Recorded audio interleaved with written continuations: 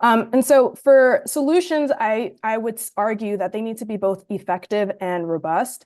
Effective solutions are ones that are going to prevent harm and redress harm. So making sure it doesn't happen, and if it does happen, making sure that the parties are made whole. And so one way to prevent harm is to provide alternatives to concentrated markets.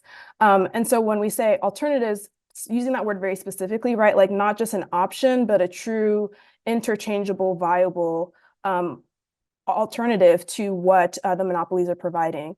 A very specific example of that, and something that the report mentions, is if there are federal broadband laws, there should be provisions in those laws that block state and local laws that are trying to prevent community and municipal broadband. There's a lot of negatives in there, but we want to make sure that community broadband and municipal broadband is allowed to move forward, right?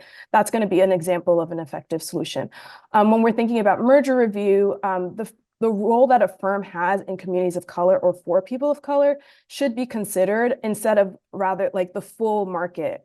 If we're thinking about a hair care line or a business that provides hair care for specific texture, that might have a very small percentage in the larger market, but for communities of color, that might be a dominant player. Also thinking about the role a firm has in communities of color when calculating market dominance as well. Wanting to move a little bit more quickly, disgorgement is another effective solution. So instead of a fine for harm, instead taking away all of the profit that was acquired through illegal means, really making it clear that anti-competitive action is not profitable.